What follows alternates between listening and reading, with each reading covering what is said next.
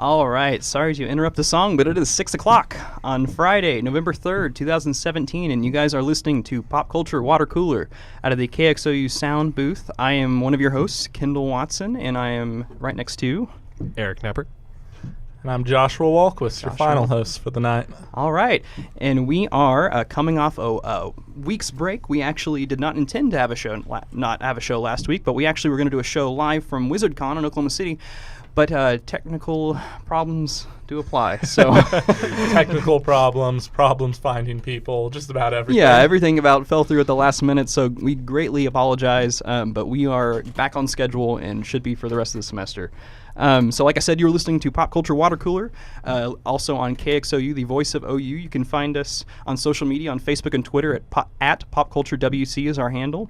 And then also we have a SoundCloud and YouTube account where we upload past broadcasts. Also by searching Pop Culture Water Cooler on both SoundCloud and YouTube. How are y'all doing today? I'm doing excellent. How are you?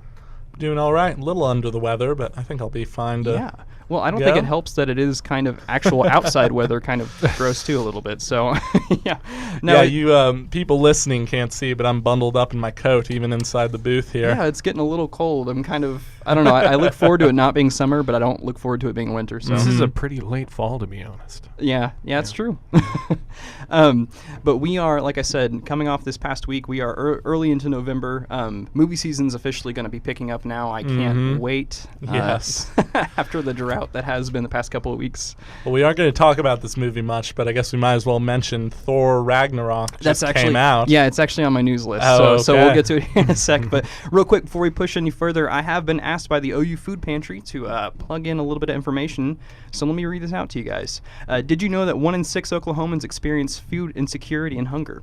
On our campus, that number is not much better. 40% of our students can qualify for food stamps. The OU Food Pantry opened up back in February of 2017 to fight this growing trend, and the pantry serves OU students, staff, and faculty, everybody that's in need. All you have to do is bring your OU ID and you can shop away. Also, you can order online, log into OU OrgSync, and search OU Food Pantry and fill out the online shopping form, and the team will make it ready for you to pick up, which is pretty awesome. But donations of any kind are welcome, and if you're looking to volunteer, send an email to oufoodpantry@ou.edu. And like they say on here, let's end the hunger on campus and make a difference in our community. That's pretty awesome in time for the upcoming holiday season, so that's pretty great. Yeah. So for sure, check out the OU Food Pantry. They're doing some awesome things. I would have to say that plug was a mouthful to say so that they can have a mouthful to eat. That's a fantastic line. That's amazing. Thank you for that. You're welcome. All right, but getting to our topic before we kind of get the show going today, we wanted to, Stranger Things came out last week. I don't know if you guys know this. Half the world knows this. So, yeah. So we wanted to cover as kind of inspiration shows that we love that are on streaming, whether it's Amazon Video, Netflix, Hulu, you name it. We kind of looked at a list and we kind of dove in, and we want to celebrate kind of the idea of this growing trend, this growing titan giant that is the streaming service in video. So before we get to that, as always, actually, I'm getting ahead of myself. Before we go to news, I did want to give a shout out. So much thanks to the WizardCon staff, faculty, OKC WizardCon last week at the Cox Convention Center. Like I said, we were going to have a show and it did not end up working out, but I went ahead and I went 2 of the 3 days of the weekend. It was great. Did either of you guys get to stop by chance? No, I didn't get a chance to. It was a pretty great convention. For those of you who don't know, it's the closest thing to Comic-Con that comes in Oklahoma. They had all kinds of people there. Lou Ferrigno, Sam Jones, a bunch of 80s stars. They had Val Kilmer there. Kate Beckinsale was going to be there. I'm not sure why she wasn't, but they had Steve Cardenas, I think is how you pronounce his last name, my favorite Power Ranger. I mean, like, literally, it's just this nostalgia overload that you can go and meet these people. And, they have vendors, they have cosplay. It's fantastic. They come about every October, and they're going to be coming next year as well, and we're in the works right now, if it's not too early to say, that we're actually going to have a genuine show there. So we get to kind of put our foot in the door. Yeah. So we're looking forward to that next year. So much thanks to the OKC WizardCon staff. Hopefully they'll come back next year. They've been priorly in Tulsa and then Oklahoma City, so hopefully they'll come back and see us, and hopefully we can put on an awesome show for that. But first... news. So I normally start us off. Would either of you two want to start us off with the news list today? Sure. Okay. Josh, go ahead. So we'll just start off with some news that's going to be a little farther reaching than some, but Jon Favreau has officially announced the main cast for his upcoming live-action remake of The Lion King. The cast is star-studded. It includes Donald Glover as Simba, Beyonce as Nala, Seth Rogen as Pumbaa, and John Oliver as Zazu. Zazu. the bird Zazu. No, that's pretty awesome. Did you guys? So Jon Favreau, he's an actor, director. He did the Iron Man movies.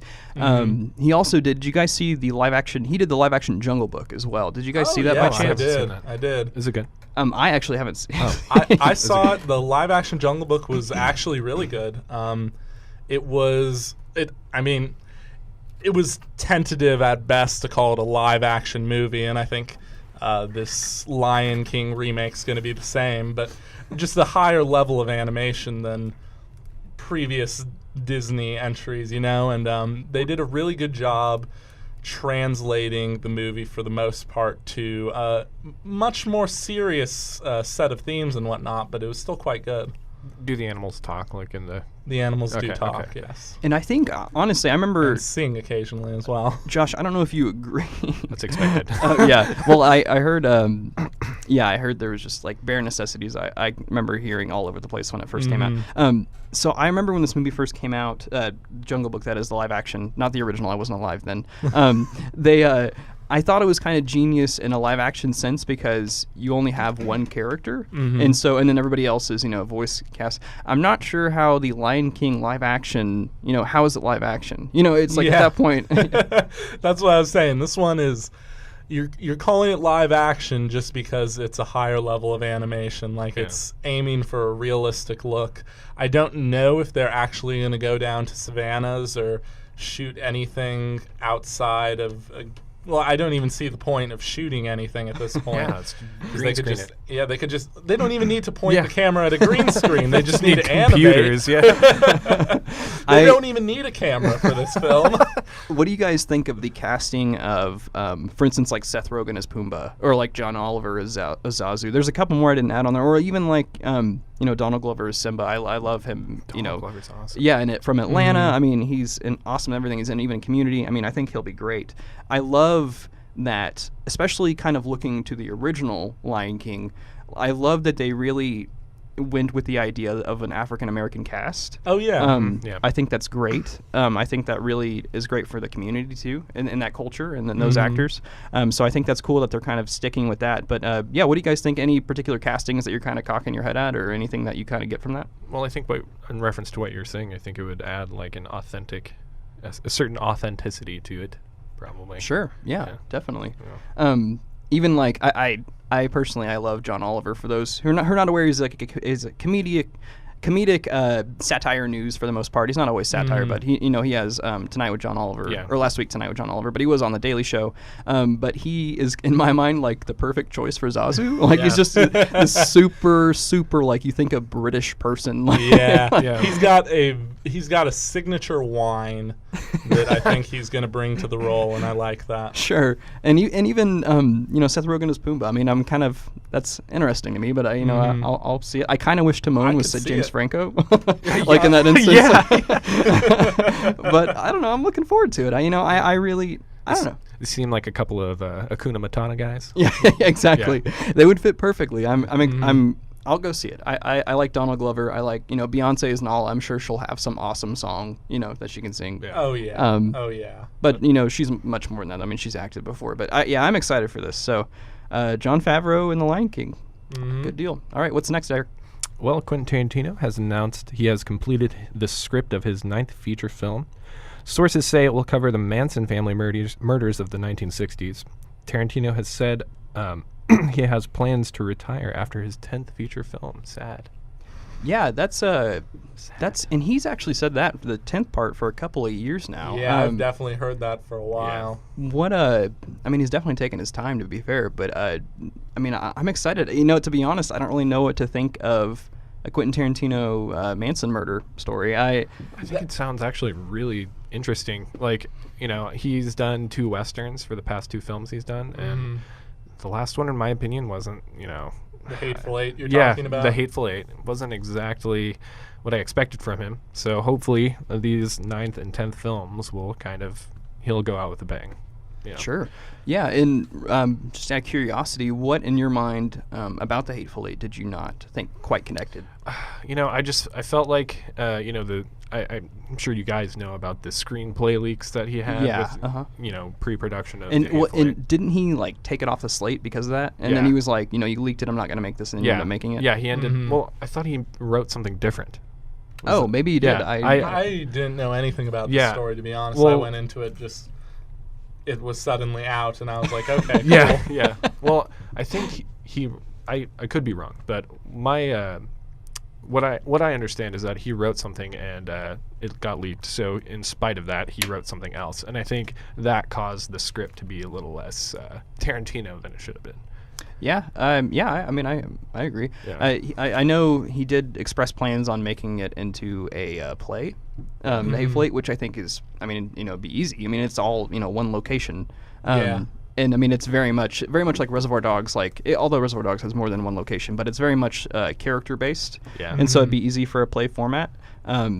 I'm excited. I mean, they literally announced this 2 days ago or so, the 9th film that is. So no one's attached to it besides him, and his usual crew. But I'm interested to say the least. I actually quite liked the Hateful Eight. I didn't like it anywhere near as much as Kill Bill or Reservoir Dogs. But I did like it a lot better than Django Unchained. What? Yeah. Interesting. Really? So what did you not like about Django Unchained? Well, Django Unchained, I don't know. This might have been the circumstance I watched it under. I watched it on an international flight, but it felt really long. It was very, very long. Yeah. It was. I mean, the Hateful Eight definitely had a bit of that as well. Tarantino likes his longer movies than his intermissions in the middle. Yeah, sure. Which always makes me laugh. But I enjoyed The Hateful Eight as being a very contained narrative. I thought that, unlike some of his other movies like Django Unchained, he really took the characters and let them control he took the characters and he had this location and he let the characters drive the story through, and he didn't worry about any massive set pieces or massive events really in the movie. It's just about these characters interacting with each other, and it's a Tarantino movie, so the inevitable collapse of any kind of peaceful relationships with ultra violence. Yeah, definitely. I agree, and I honestly liked the Hateful Eight because it was returned to Tim Roth with him too, and I loved his work with Tim Roth. With Reservoir Dogs, with Pulp Fiction, and then Tim Roth kind of fell off the face of the earth. So I think that was kind of he was in Lie to Me, which is a pretty good TV show, but he was never really at the point. Honestly, I think that we can go into some other time, but. Tim Roth in Reservoir Dogs is one of my favorite performances of all time, just because he plays 3 different characters, and it's great. He's a strong actor. Oh for sure. Yeah, he's so good. So so I really really liked the Hateful Eight. Honestly, it didn't go the way I thought it was going to go. Just with the deaths that involved and the very but so I liked it. So long story short, just to kind of get off the topic. 9th Tarantino film. It's being, I guess, completed. I guess he's going to start making it now. So no date attached yet, but looks like that's on the news. And actually, it looks like I'll go ahead and go next for this. We did include, like we mentioned earlier, Thor Ragnarok just came out today. In the U.S., that is, it actually had some international release beforehand, but it has amounted up to $164.5 million of its $180 million budget. So it's almost already made its budget back, and it came out today. So, so the film was released today and aims to continue the Marvel Cinematic box office, form of excellence. They never lose money on what they make. So I think it's important to look at this movie and show it to all those people who were being theater naysayers, per se, saying that the medium of theater was starting to die out and Hollywood big movies were just not attracting the audience that they used to. I know I'm still very disappointed at how few people went to see Blade Runner 2049. Oh, man, me too. But I think that after that, the theaters definitely needed a big smash hit like Thor Ragnarok to really, I guess, keep people's faith in the theaters that good movies could still come out, because we've had a pretty slow summer and fall as far as movies go. Like, there have been some good movies. I can't remember when Get Out came out, but it was... I even want to say Get Out That was last year, right? I think it was late last year. Oh, yeah, like so it wasn't. I mean, you're not too far off, but you're right. I mean, it's been this drought of just nothingness. Proves your point even more. Yeah, exactly. So it's. I mean, but technically, it's considered still in the financial year. I saw an article today that said Get Out and It make this the highest grossing year for horror ever. Yeah. So it's kind of weird because you get this juxtaposition of nothing being in the theaters, but yet these two movies can change, how horror is doing. Yeah. So. Yeah, and I wonder too if the lack of other popular movies in the theater helped it a lot, because I know it had a lot of hype behind it. Being a remake sequel kind of thing, and then there wasn't much around it, so it allowed the hype to just overflow. Yeah, it's true. And I hadn't seen it, but I mean, it looks like the trailers were well done. It had a very signature look to it. Yeah. So yeah, I mean, you're right. These two movies, but other than that, I mean, it's been a dry slope. I did want to mention part of why I'm happy that Thor Ragnarok is doing well, other than just being like a comic book fan. The director Taika Waititi, he is awesome. I don't know if you guys are familiar with him. No. He has done a lot. He's from New Zealand. He is very closely associated with like the Flight of the Conchords, like those guys. He didn't showrun that show, but he works a lot with Jermaine Clement, the star Jermaine. But he has done like What We Do in the Shadows. He did Hunt for the Wilder People. Okay. I love What We Do in the Shadows. Eagles versus Shark. I mean, he's done a lot of these like indie films, but if you watch them, they are hilarious. Yeah. And they're good. There's a little side note there for any What We Do in the Shadows fans. They, I believe, just recently announced they're making a werewolves spin-off. Either sequel or TV show, and I can't quite remember which it is. For those unaware, it's What We Do in the Shadows it's like a mockumentary, like Office. There's like the show The Office type style of a life of vampires living nowadays in New Zealand, and it's a comedy. It's hilarious, but in the film, their rival gang or so, is these werewolves, and we're werewolves, not swearwolves. Like they make jokes like that. It's just like this like slap your head humor, but it's hilarious though. Yeah. Do you think that'll carry over into Thor? I think it completely will. Yeah. I've heard this is the funniest Marvel movie to come out today. It looks really quirky and wacky. And I mean, it looks different.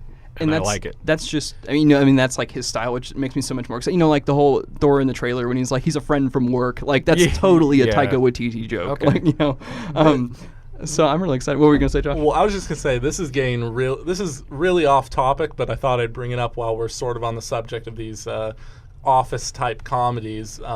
I love the Office style of mockumentary comedies and whatnot, but they've kind of taken the reins as far as absurdist comedy goes. I really miss movies like Airplane. Just like the Screwball. Yeah, and like Top Secret and stuff like that. Oh my gosh. Oh yeah, even like Basketball. If you've ever seen Basketball, just like ridiculous humor. I agree. Cool. So yeah, Thor Ragnarok's in theaters. I can't wait to see it. Taika Waititi, Chris Hemsworth, all that gang. It looks hilarious. Eric, do you want to do our last bit of news and carry us into our topic? Sure. So Stranger Things 2, which premiered just last week and just in time for Halloween, reportedly drew in an audience of 15 million viewers over the course of the first 3 days. It is also being reported from Netflix that each episode now has 4 million views each. That's crazy. That is ridiculous. That's nuts. I don't have the numbers for the first season in front of us, but that's that's insane. Is this the biggest Netflix show? Is it? In my mind, honestly, I consider it the flagship. There's that argument of House of Cards was the first one to win an award. But I mean, you hear everybody talking about Stranger Things. I heard somebody in conversation today talking, and they were kind of in a battle of who got through the second season first. Like it was like, oh, I finished it in the first day. It's ridiculous. And I mean, unfortunately, I don't have the time to devote to that. But I mean, I think it's possibly the biggest show for Netflix. I mean, what do you guys think? Well, I think that Netflix has a couple shows on. It has a handful of really good shows that hit a lot of different demographics. House of Cards hit a very particular set of people who were looking for that kind of Breaking Bad style intrigue drama kind of thing. And then they have other shows I'll talk about later, BoJack Horseman, that hit the more casual watch comedic TV kind of vibe, almost like a more serious Family Guy or something. But now I think Stranger Things is one of the first shows they've had go super big, like hyper big, that appeals to most every demographic. Like, it is technically a horror TV show, but the horror elements are so downplayed by the wonderful characters and story that honestly, anyone can watch it. I mean, season 2, I don't remember much of season 1, but this isn't a spoiler, but the season 2 I've seen so far definitely has a bit more cussing in it. Yeah. Which, might turn off parents from letting their kids watch it. But it's nothing insane, and season 1 was definitely something that anyone from the age of, I'd say, 10 or 12 up would enjoy. I mean, it's also got a lot of that 80s nostalgia, which is really coming into vogue nowadays with Ready Player One coming out and a bunch of other movies like that. Wrinkle in Time actually is also getting remade into a live-action movie. I'll talk more about that when I'm talking later as well, because a director that got famous not because of Netflix, but with some help of Netflix, is actually helming that, and it's a really interesting story. Gotcha. Interesting. Well, to kind of, before we go in, because that's going to be on our list, we kind of chose this week in honor of the explosion that is Stranger Things to kind of talk about the media giant that is streaming TV shows. Yeah. Holy cow, like Amazon, Netflix, like I had mentioned that earlier, Hulu. It's doing away, we've mentioned in our previous episodes, it's doing away with cable. I mean, it's people are holding it, as close as they can. You find Netflix on your phone, on your TV, on your laptop. I mean, it is everywhere, and these shows are so accessible that we really wanted to kind of pick some shows that we love and just talk about why we love them and, kind of immerse ourselves in that culture. So we really, this is a cultural, I think this will be like a timestamp. Obviously Netflix isn't new, but it's like, this is going to be a timestamp for this, where TV has changed and, the lines between movie theaters and homes have blurred. And, there's a lot of implications to this, but we kind of wanted to kind of go into this idea. So in the topic of talking about some of our favorite shows and shows that are worthwhile and where you can find them, we kind of wanted to take that on. So this week, we kind of chose as our topic some shows. Anybody want to start us off on one of the shows that you love or that you go back to all the time? Or yeah, I can start since I just mentioned it earlier. BoJack Horseman is by far one of my favorite shows to originate on a streaming website, Netflix in particular. One moment, I have the details right here. Cool. But I was first introduced to it by my girlfriend, and we binge watched the first 3 seasons within, a couple weeks. And I think BoJack Horseman is definitely one of those shows that it's amazing, and it is very designed to be binge watched.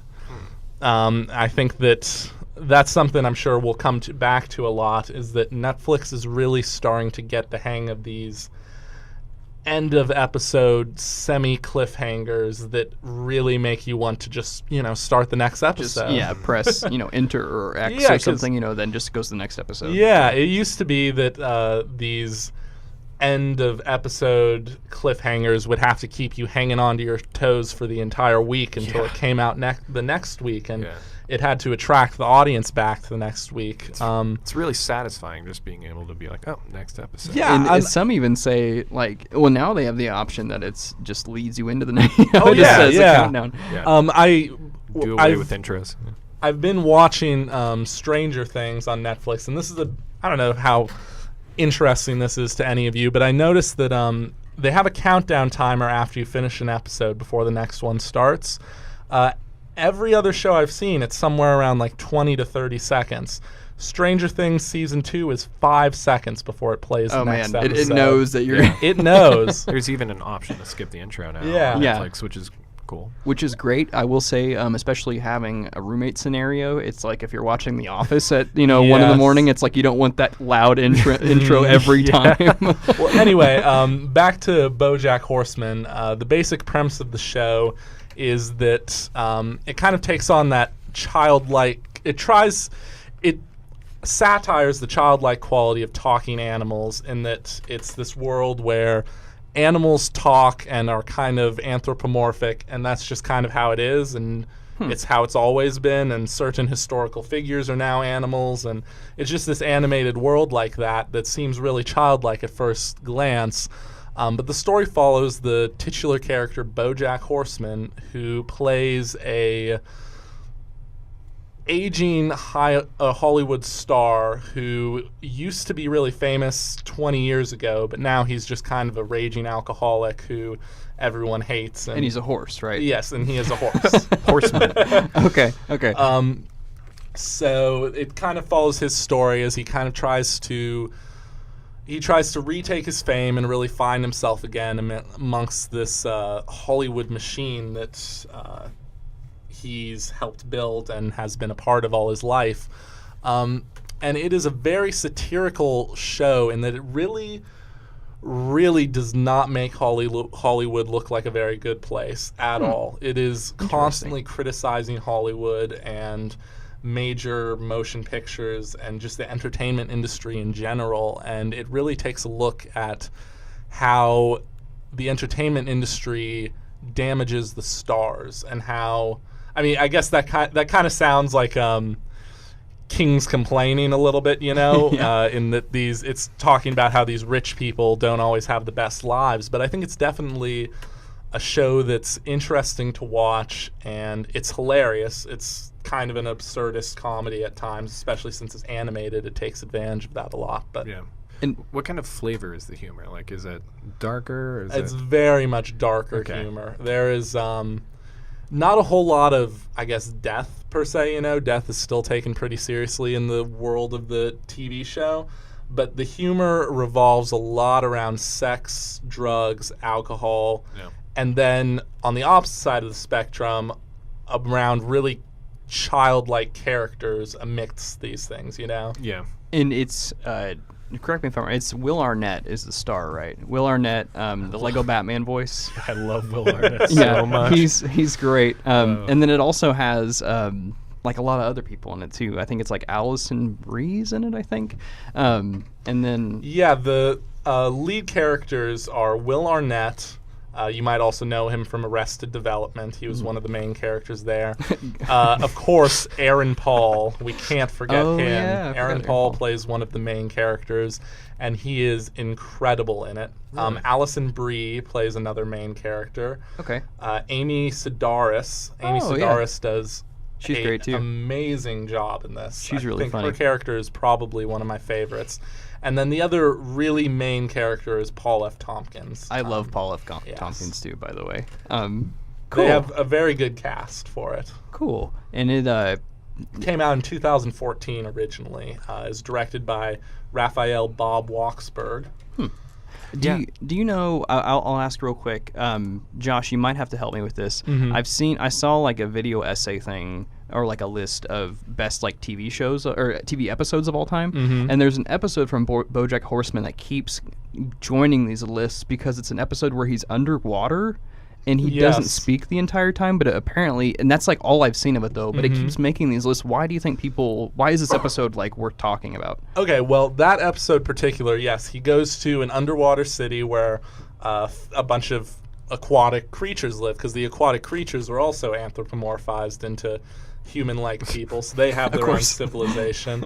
And he spends the entire time, the main character BoJack, in a kind of fishbowl, you know, around his head so that he can breathe with an oxygen tank.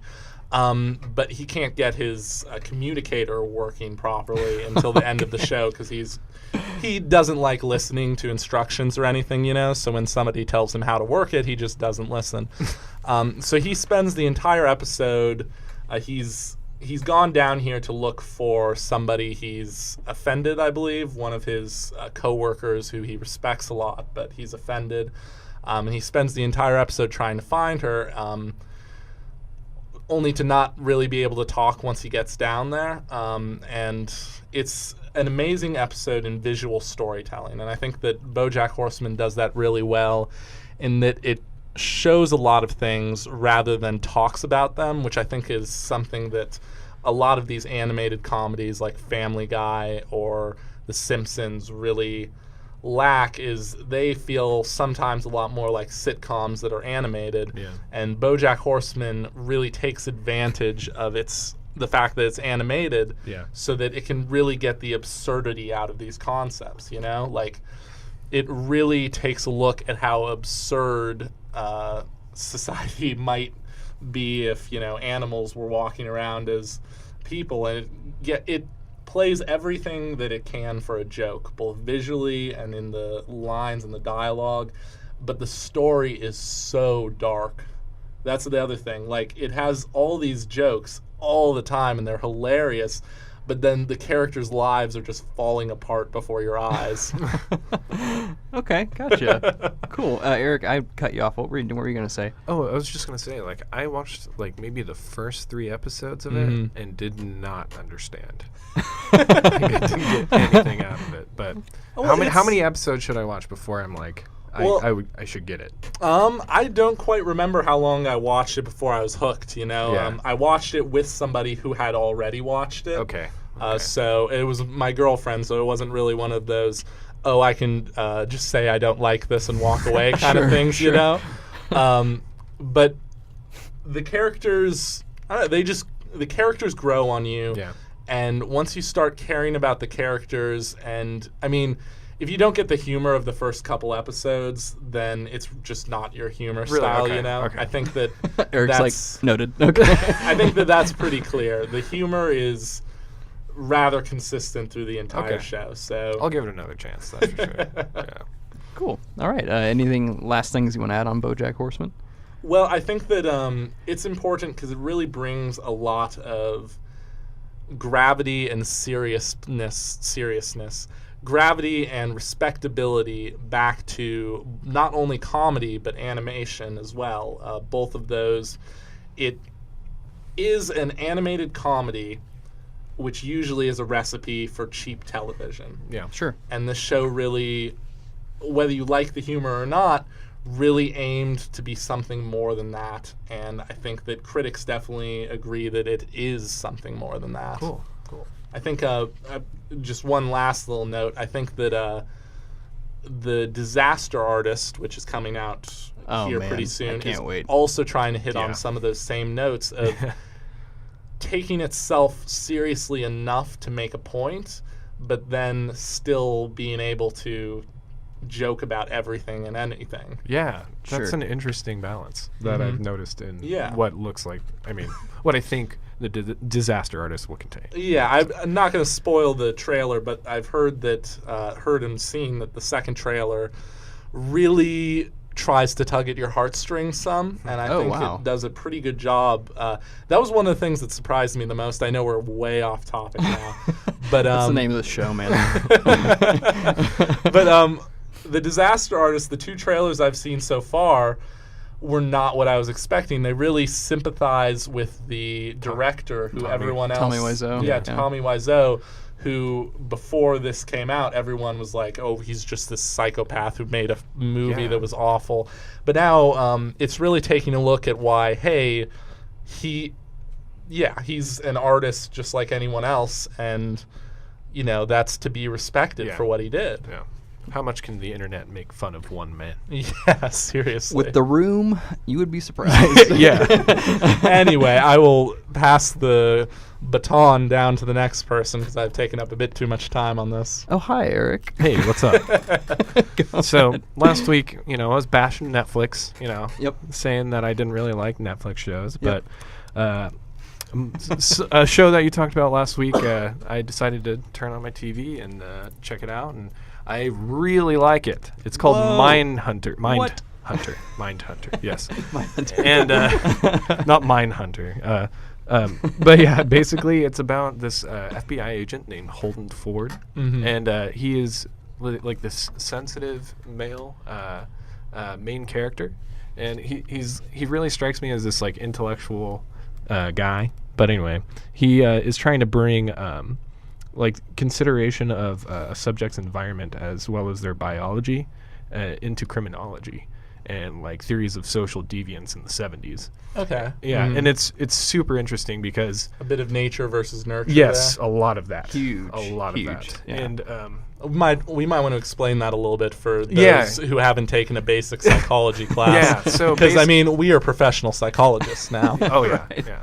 Explain it for us. So basically, pretty much before the 70s, like it was, the biological theories of social deviance, like people just doing unmotivated things, like horrible things to people without any motive. Like we just blame that on their biology, or like they're just crazy. But in the 70s, we started developing these theories that like, oh hey, maybe environment has something to do with this. How they're brought up, their parents. Yes, exactly. Like it's kind of crazy. It's not even that long ago, and so the fact that they're showing this in the show, like people our age, at least this is how I reacted. Like I had no idea it was that recent. Oh yeah, it's shockingly we recent. really started being a little smarter about how we handle like psychopaths and such. I mean, but yeah, it really focuses on exploring like social deviance and all that, and it's really good, and like what causes motiveless crimes, like in how the complex interactions between biology and environmental influences like affect people, and it's just an amazing show. It's by David Fincher. Yeah. So it's great. The first 20 minutes, if you watch the first episode, the first 20 minutes will hook you. Yeah. And David Fincher's an amazing director. Yeah. He's, I think, just the producer on this, but I've heard that you can definitely see his hand in what's going on. Yes. He directed the first two. So actually, it's kind of interesting you say that. You can go back and look at the credits, but there's 10 episodes, and by twos are a different director. So the first two are David Fincher, and then the next two are somebody else, and the next two are somebody else. So it's kind of a cool little like system. Yeah. Exactly, kind of passing the baton. This was actually, I'll kind of chime in because this was on my list too. Mindhunter, it's David Fincher. For those, I feel like we bring him up every week. But he did Seven, he did Gone Girl, he did Fight Club, he did the list could go on. He did the remake the of Social Network, Girl with the Dragon Tattoo remake. The man is just a mastermind when it comes to. I'm gonna get off topic kind of real quick. I just reminded myself. So during the filming of Gone Girl, Ben Affleck, who also is a director, he's talked about in interviews how he would purposefully move the camera or like shift something in the frame to see if David Fincher would notice, because a lot of directors never touch the camera. They're often removed and they tell somebody else to do it. But David Fincher is so in control of what he wants to hear and what he wants to see that he, like Ben Affleck said, every time David Fincher would immediately look at it and say, okay, that's off, like fix that or something. I mean, the dude is a micro like analyst when it comes to film. Oh yes. His mise en scène, which is like what is in the frame, is just immaculate. And his lighting, oh my gosh, his lighting! So good. It's that phrase, every frame of the film or every frame is a portrait. Yeah. It's just everything is so just precise and fluid, and it's crazy how much control he has, because I am convinced that I'm looking through the screen at the 70s. Like it is crazy because I don't know. It's just hard to like film something in today's world and make it look like it's hard. 40 years ago. Sure. And it's very much if you guys haven't seen this but you've seen the movie, you would like it. It's very much the same visual style as Zodiac, which is also by David Fincher. So if you like Zodiac, you would love Mindhunter. It's fantastic. And also, this was a point that I wrote down, Eric. I want to hear your thoughts on this. Yeah. The two male leads are unknown. Yeah. And it's great. It's awesome. I love that. Like nobody, like, and they're amazing. Oh yeah. Like Holden and what's the guy? Trench. Yeah, I wrote it down. Hang on. It's Agent Bill Trench. Yeah. Yeah, Bill Trench is like or that. Tench, I guess. He's the best cop I've ever seen in a movie. Like he's just the coolest cop. Oh yeah. I don't know how to describe it. And he, the agent Bill Tench, he's the older. In the situation, there's a younger FBI agent and there's an older FBI agent. He's FBI, not cop. The older is the only thing I've ever seen him in. He was in Fight Club as like a background guy. Really? Like I think he was the one that said his name is Robert Paulson. Like I think he was the one that started the chain. That was interesting. It. Yeah. Interesting. But it's great because I feel like if you had somebody.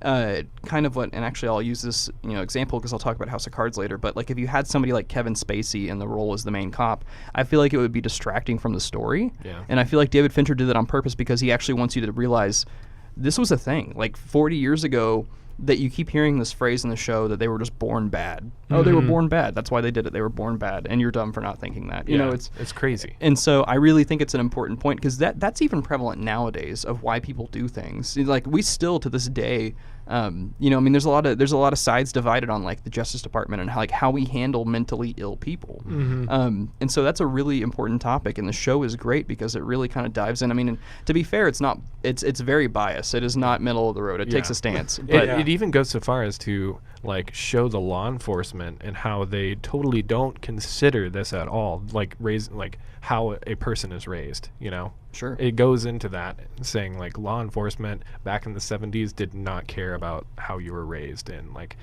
it's definitely making a statement. Yeah, I think that as far as movies making a statement, this might be a bit more of a personal opinion on my part, but especially in documentary movies as well. When a movie takes a middle-of-the-road stance on a subject, that is almost, in my opinion, more manipulative than taking a very biased stance on something. It sounds a bit backwards, but I'll explain it briefly. Okay. In that when you take a middle-of-the-road stance on something, the audience assumes that you are presenting both sides fairly. Right.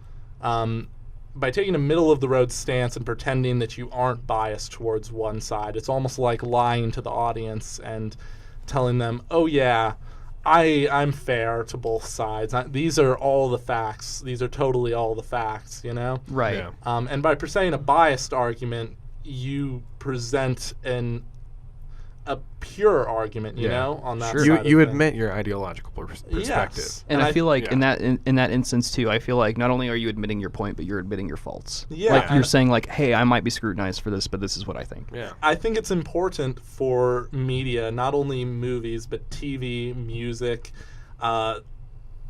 anything on the internet,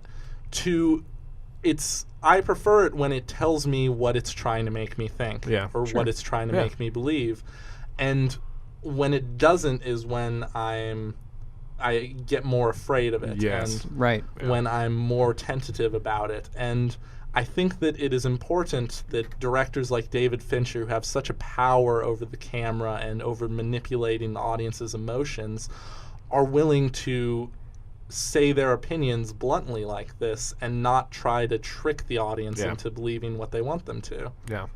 Sure. Totally. Yeah, and I think that was great. Well said, Josh. Yeah. I think that was very well said, actually. Yeah. But yeah, I mean, Mindhunter, it's exactly what Josh said. I mean, it takes a stance, but it's fantastic and it's great, but it's kind of strange though too. We'll get off the topic just so we can kind of go other places, but real quick, I did want to mention, Eric and I talked about this before the show, it's not completely clear what the end game of the show is. Because it follows these two FBI agents studying these people, but then it also has, you know, it just has all these diverging plot lines. Kind of. There's no clear arc. Like it kind of just shows like how every situation needs to be taken in relatively. Right. Like each, you know, deviant must be considered in their own situation. And I think, that has to do with that. Completely. I completely. It's like a snapshot of that time. Yeah. And I did want to mention before we move on, the actor, I had to look it up to see what his name was. But the actor, because I've never heard of these people. The actor that played the real life murderer, Edmund Kemper, his name's Cameron Britton. He is amazing. Yeah, he's so good. They just for people aware, they like interview him multiple times throughout the first couple episodes, and I'm assuming through the rest of the season. But he's portraying a real life murderer, and you find yourself liking him. You find yourself being creeped out by him. You find like he just he's very soft spoken, and he's like a 6 foot tall kind of, you know, bigger man, and he just, I mean, it's just this performance. You're just like, every time he's in the room, you're on edge because you're just like, I mean, you feel like he's a serial killer. You feel, you know, I can't get over how awesome he is. He talks very matter-of-factly about what he's done to people in the with past. no remorse. With no remorse, and he's just like, he's hyper-intelligent too, which is really interesting. I haven't seen any of these episodes of the show at all yet, but what you're describing reminds me a lot of Hannibal Lecter from Silence of the Lambs. Exactly, very much so. And I think that that kind of role of a psychopath who is still human is something that you really need a good actor for, and I'm glad to hear that they really nailed it. Because otherwise, the role it doesn't play. You have to have somebody who can be a psychopath, but you can also just look at them and be like, oh, you could be in the grocery store right now, Oh, sure. I mean, it's essentially the same story. I mean, they're using this killer who they have access to, his mind, and so they're using his experiences to learn about killers that they're trying to catch now. And that's Silence of the Lambs. Yeah, it's exactly how they consult him, in the show. Yeah. But just every time he's on the screen, he just dominates the scene. So he's great. Mindhunter, it's on Netflix. Just came out this in October. I was going to say this month, but it's November now. It's great. Check it out if you guys like crime thrillers. It's very, very good. All right, I have to choose something else now because that was on my list. So I'm going to, for time's sake, I want to talk about House of Cards because it's amazing, and this is tough because, especially in the news of what's happening with Kevin Spacey, it's very disappointing because House of Cards is amazing. It's not everybody's cup of tea, but it's found on Netflix. It came out in 2013. It's on its fifth season just ended. I guess just came out. It's kind of weird with streaming because it comes out and it ends at the same time. Yeah. But sixth season. They're at least as of right now they're still making it, but it'll be the last one with all they canceled production on they completely shut it down. Yeah. So I keep seeing so I'll have to look it up, but I keep seeing articles that say they stopped it and then they said they're just pushing it back. I don't know. I thought they canceled it completely. What I heard is they canceled House of Cards, but they are working on a spin-off now. Okay. I bet with Claire. I bet it's only but I'll get that to you here in a sec. But for people who don't know what House of Cards is, it's probably hard to not know what House of Cards is, even if someone, the annoying person in the room always talks about it. For those of you who don't know what it is, it's really hard not to know what it is. What are you doing? It's everywhere.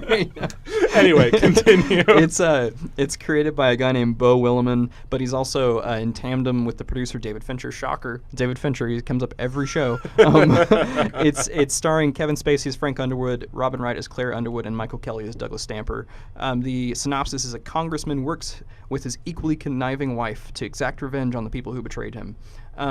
That is taken from IMDb. The show, it's about, the best way I can describe it is it's super political and it's about politics, but it is far from boring. It's very... I think when we say it's super political, I think it's important to note how absolutely unpolitical it is as far as Democratic versus Republican goes. Oh, sure, yeah. The show, touches on those elements, but it almost jokes aside how little they matter to the main character. And I like that point because in my mind, from just watching all of the show and all together and so recently, it almost is kind of a parallel to is that what it's like for real life? You feel like it kind of seems like what you guys are saying is power is nonpartisan. Right, exactly. When you get to that level, on the outside you're saying I'm for this and I'm for this, but really when it comes down to it's furthering yourself. Yeah. Mm-hmm. That's how the show presents it. Anyway. Exactly. That's super relevant. But it's with all the scandals aside, it was the first streaming show to win an award. It's incredible. I know that's super biased and not helpful as far as talking about what the show is, but it's just, it's a show. It's, again, the whole idea of Mindhunter. You never really quite can tell where you think it's going until it gets there, and then you're like, oh man, that this is really intense or this is crazy. It's not a show that you predict this person's gonna die or this person. It's something that you constantly feel. At least myself, I felt like I was being shocked at the results of events. But it's this weird. Frank Underwood, Kevin Spacey's character, is not a good person. He's not. But you find yourself in situations being like, man, I really want him to push through. I think kind of one of the best ways I might describe it to somebody wondering if they'll like it is it's like Game of Thrones runs into Breaking Bad, runs into Washington, D.C. Yeah, I think it's a great way. It's there's no clear, this person is the angelic voice of reason. It's constantly conniving and seeing who can get the one up on. But it's a show. It's a lot like a lot of David Fincher's things. Every role, no matter how big or how small, the performance is always solid. They're always great. Is it David Fincher as well? Yeah, he produced it. He's a Oh my showrunner for gosh, it. Wow. Yeah. He's a busy man. He is a busy man. But it's, I mean, every single, I mean, you know, and you have these, it's something I thought was, before I started watching the show, I thought I was going to criticize it for it, but it's a show that breaks the fourth wall all the time. And Kevin Spacey will always look at the camera and talk to you. But I found myself, initially I kind of rolled my eyes, but initially towards the end, I was like, I would always look forward to it because it's just, he is such a powerhouse in that role. And I think it's perfect for him. I think they took a little bit of that from American Beauty, like the way he kind of has that like voiceover during the whole movie. Sure. I don't And know. for those unaware, that's what he won his Oscar for. Yeah. Best lead, at least. He won supporting, I think, the year before for Unusual Suspects. But I completely agree. Actually, it was a couple years before. Sorry, I'm going off topic. I'm testing myself now. No, yeah, I mean, you're right. Kevin Spacey, he's just a very talented actor. Again, it makes me very sad because it's someone that I enjoy with these things going on, and it doesn't make it right. And I'm not, by all means, defending him. I'm not at all. But if you ever want to see his acting capabilities, go on YouTube and look up his impressions. He is amazing impressionist. Yeah. I think if those in the audience or watching this later haven't heard about the controversy with him, I think the elephant in the room is not really ours to talk about a whole lot right now. Not suitable for radio. Yeah, I would just Google Kevin Spacey, and it's going to be the first 20 articles at the very least. Yeah. We're just talking about his career. Right. That's it. Right, yeah. But the show House of Cards. Sorry, this brings up something that we should talk about at a later date for sure. Separating the artist from his art. Sure, I think it's a great point. And I think that's now gained very hard with Kevin Spacey. Yeah. But anyway, continue. There are lots of horrible people who make amazing art. So Sure. Yeah. Oh yeah. Yeah. And even I just have a very big. I'm very fond of Kevin Spacey as an actor. I was in London a couple of years back, very briefly as a vacation, but he was on a stage production of 12 Angry Men, which is one of my favorite movies of all time. And so I just think that, I mean, he just chooses these roles that I'm sure he just knocks out of the park. So I think he's excellent. But yeah, House of Cards, I mean, it's not just a Kevin Spacey show too, though. Robin Wright is amazing in it and plays his wife. She's, like it said in the synopsis, equally conniving. Every single role. I imagine the spinoff will be with her. But House of Cards, I cannot recommend it enough. Real quick, since we have just under 10 minutes left, I do want to talk about, quickly, Stranger Things, and then we can do our what we can't put down this week. Cool. So this whole show, this whole idea of streaming came from the idea of Stranger Things too. These guys, I think both of you put it on your list, didn't you, Stranger Things? Oh, yes. So cool. Maybe give me a couple minutes. What did you guys, why do you think Stranger Things is the powerhouse that it is? Well, okay. I'm going to start off with something that I think is benefiting it, but to me might be hurting it a little bit personally. It's the 80s aesthetic, that 80s culture that they include. It really, like, it sounds so cliche, but it really is just a love letter to the 80s and everything 80s. But the thing is about that, though, is what is the threshold of too much? Like, nostalgia versus substance. Like, how do you balance that? And I think Stranger Things 2 goes a little bit overboard with the nostalgia. Well, sure. Just a little bit. I think that one of the things Stranger Things did so well as far as nostalgia is concerned is not only does it call back on the visual aesthetic and the location and the characters and the, the objects of the 80s, it also calls back on a style of movie and horror that really feels 80s or a little bit older. We aren't seeing this horror where these teenagers go into a cabin and get murdered by something. It's a much more kind of paranoid horror that came about, I think, sometime around all our wars, in the U.S. history. Yeah. It's definitely, it's got elements of that Cold War paranoia, but it also has that distrust of government. Oh, yeah.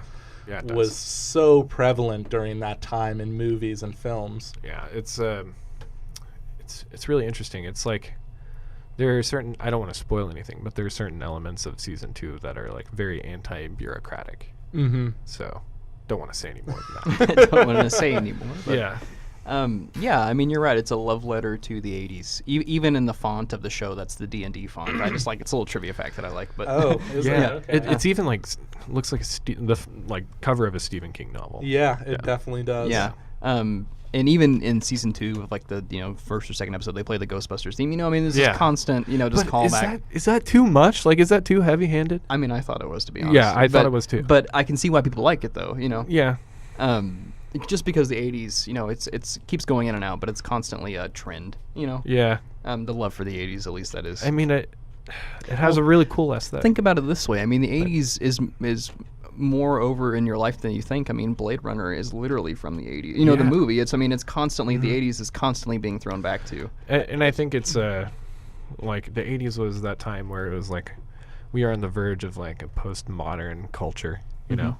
I think like a culture that references itself, and that happened more in the 90s, but the 80s was like that shift from like these like really campy like films and books and TV shows into like these 90s shows that are more like cynical and look back on themselves, I think a lot of why 80s nostalgia plays so well on audiences is because it calls back to in a similar time that people can escape into, where the good guys were the good guys and the bad guys were the bad guys. Yeah, I think that's a great point. And you could hate the government properly. And it was okay. That's a simpler way of putting what I was trying to say. I think that's a fantastic point. So real quick for time, we got about 3 minutes left. Okay. We'll do a speed round. Guys, what can you not put down this week? Josh, we'll start with you as always. Well, as always, I have a band that I would highly suggest listening to, a band called Streetlight Manifesto. I love Streetlight Manifesto. They are incredible, and they have They're a style. ska band. Yeah, they have a style of music, like Kendall was saying, ska, which is not really a genre that a lot of people experience a whole lot. And I heard them for the first time like a year or so ago, but really I only listened to one of their songs. And then this last week, I've just been binge listening to all their other songs, and it's just... I know, ska, for those who don't know, is a very eclectic, psychedelic, jazzy kind of mixture of a bunch of instruments and vocals. And it's just a very exciting feeling you get from the music. But anyway. Makes you want to pick up a skateboard. Yeah, a little bit. Okay. All right. Streetlight Manifesto. Good choice. Eric, what do you got? All right. I got a video game for you guys. It's Super Mario Odyssey. Oh, my God. A what? Super Mario Odyssey. Never heard of it. Oh, man. It's so I'm good. Totally kidding. I mean, it's everywhere. I know. It's the best Super Mario game since 64, maybe even better. It plays with... It's the most open Mario game there ever was. It plays... Like, it pulls you, it draws your eye to certain things, and it makes the player feel smart with, how they hide things and, like, draw you to discover the things that are hidden. It experiments with three-dimensional space really well, just like Breath of the Wild did. It's a masterpiece. I see somebody has some Switch money in their pocket. Yeah, seriously. I love it. I'll go real quick, so we got about a minute left. What I can't put down this week. Guys, I'm just realizing I didn't think about what I can't put down this week. That's kind of bad. I'm so sorry, guys. I guess something that I can't stop thinking about is I really want to catch up on the Mr. Robot season. I love that show. I haven't been able to watch any of season 3, so maybe in my mind I can't put that down. But I keep thinking back. I keep trying to find ways to watch it, and I can't find it. Hold your thought. I can see objections. I like Mr. Robot. Okay, we got about 45 seconds left, so let me do my plot. Don't judge me. All right. So you have been listening to Pop Culture Water Cooler. We're a weekly show. We talk about everything pop culture. We're on Facebook. Follow us on Facebook and Twitter at PopCultureWC is our handle. We will upload this broadcast as every broadcast to YouTube and SoundCloud. Search on both Pop Culture Water Cooler, and we'll be back next Friday. Also, like I mentioned earlier, check out the OU Food Pantry. They are both taking donations as well as giving out food to OU students. So if you are a student in need, feel free to contact them. And you've been listening to us on kxou.ou.edu, the KXOU, the voice of OU. You guys have a good weekend. Thank you. Bye.